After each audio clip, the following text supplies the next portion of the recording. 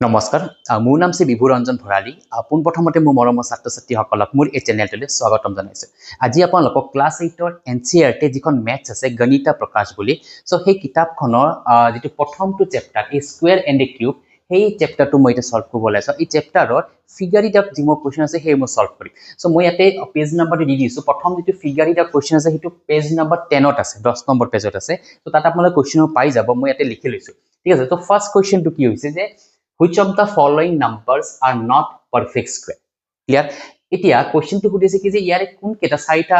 মানে নাম্বাৰস দিয়া আছে সেই নাম্বাৰস ভিতৰত কোন কেটা মানে পাৰফেক্ট স্কয়াৰ নহয় ঠিক আছে এটা প্ৰথমতে আপোনালোকে জানিব লাগিব যে পাৰফেক্ট স্কয়াৰ মানে কি বা পাৰফেক্ট স্কয়াৰ কোন বিলা কোৱা হয় ঠিক আছে সো মই ইয়াতে মই সাইডত লিখি দিছো সাধাৰণতে আপোনালোকে 1 ৰ পৰা 30 লৈকে যেটো স্কয়াৰ আছে যেটো পাৰফেক্ট স্কয়াৰ সো হিটো আপোনালোকে জানিব লাগে সো মই এটা 1 ৰ পৰা 10 লৈকে প্ৰথমতে লিখি দিছো তাৰ ওপৰত বেস কৰি মই এটা শৰ্ট ট্ৰিক এটা দিম আৰু সেই শৰ্ট ট্ৰিকৰ পৰা আপোনালোকে লগে এটো উলিয়াব পাৰিব যে কোন কেটা পাৰফেক্ট স্কয়াৰ নহয় ঠিক আছে সো এতে মই লিখি দিছো যে আমাৰ প্ৰথম 1 ৰ স্কয়াৰ কিমান হয় 1 হয় ঠিক আছে 2 ৰ স্কয়াৰ কিমান হ'ব 4 এই বিলাক হৈছে পাৰফেক্ট স্কয়াৰ 1 4 3 স্কয়াৰ টো হ'ব আমাৰ 9 and তাৰ পিছত 4 ৰ স্কয়াৰ টো হ'ব 16 5 ৰ স্কয়াৰ হ'ব 25 6 ৰ স্কয়াৰ হ'ব 36 7 ৰ স্কয়াৰ হ'ব 49 8 ৰ স্কয়াৰ হ'ব 64 9 ৰ স্কয়াৰ হ'ব 81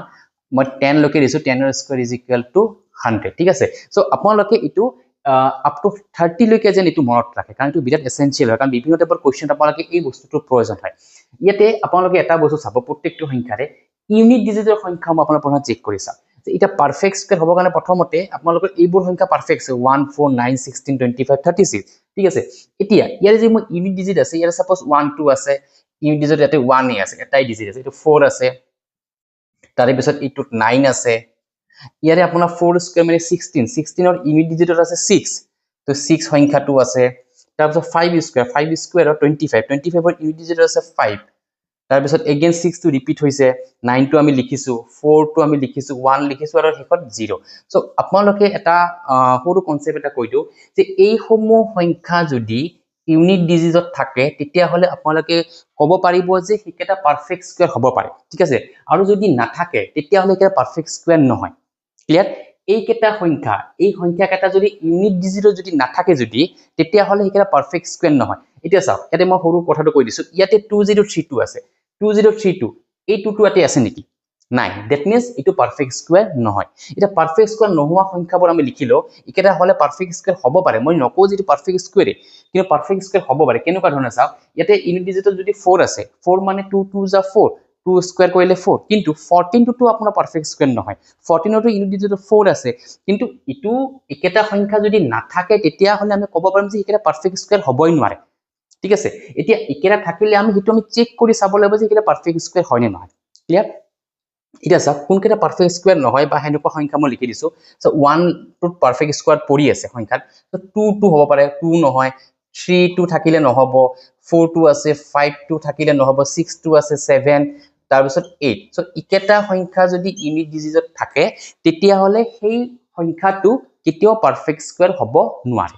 ক্লিয়াৰ এতিয়া চাওক এইটো সংখ্যাৰ ইউনিট ডিজিটত 2 আছে এইটো ইউনিট ডিজিটত 2 আছে গতিকে এইটো পারফেক্ট স্কয়াৰ নহয় ঠিক আছে এইটোত 8 আছে 8 টো পাৰফেক্ট স্কয়াৰ নহয় এইটো পাৰফেক্ট স্কয়াৰ আমাৰ হ'ব নোৱাৰে ঠিক আছে ইয়াতে আমাৰ 7 আছে 7 টো কেতিয়াও পাৰফেক্ট স্কয়াৰ হ'ব নোৱাৰে ইয়াতে 9 আছে 9 টো পাৰফেক্ট স্কয়াৰ হ'ব পাৰে ঠিক আছে কিন্তু আমি হ'ব পাৰে বুলিহে কৈছো হয় বুলি ক'ব কোৱা নাই কাৰণ কিয় পাৰে বুলিছো ইটো আমি চেক কৰি চাব লাগিব যে ইটো পাৰফেক্ট স্কয়াৰ হৈছে নে নহয় কিন্তু আপোনাৰ 9 টো থকা মানে পসিবল আছে পাৰফেক্ট স্কয়াৰ হোৱাৰ কিন্তু ইকেটা পসিবলে নাই ঠিক আছে আশা কৰো আপোনালোকে এক নম্বৰ কোৱেশ্চনটো বুজি পাইছে সাকে যে আমি পাৰফেক্ট স্কয়াৰ উলাবৰ কাৰণে আমি কেনেকৈ চাব লাগিব আমাক এইটো কোৱেশ্চন সুধিছে কোনকেটা পাৰফেক্ট স্কয়াৰ নহয় তো হেকা নোহোৱা কাটা প্ৰথমতে আমি উলিয়াই দিছো আৰু নোহোৱা কাটা উলাৰ প্ৰসেসটো কেনেকুৱা যে আপোনালোকে এই চাৰ্টখন মনত ৰাখিব এই সংখ্যাখিনি আৰু ইয়াৰে এই সংখ্যাটো মনত ৰাখিলে হ'ল যে আমাৰ ইউনিট ডিজিটত যদি ইকেটা সংখ্যা থাকে তেতিয়া পাৰফেক্ট স্কয়াৰ হ'ব পাৰে আৰু যদি ইকেটা সংখ্যা নাথাকে তেতিয়া পাৰফেক্ট স্কয়াৰ নহয় বা এই সংখ্যাকেটা যদি ইউনিট ডিজিটত থাকে তেতিয়া হয়তো পারফেক্ট স্কয়াৰ নহয়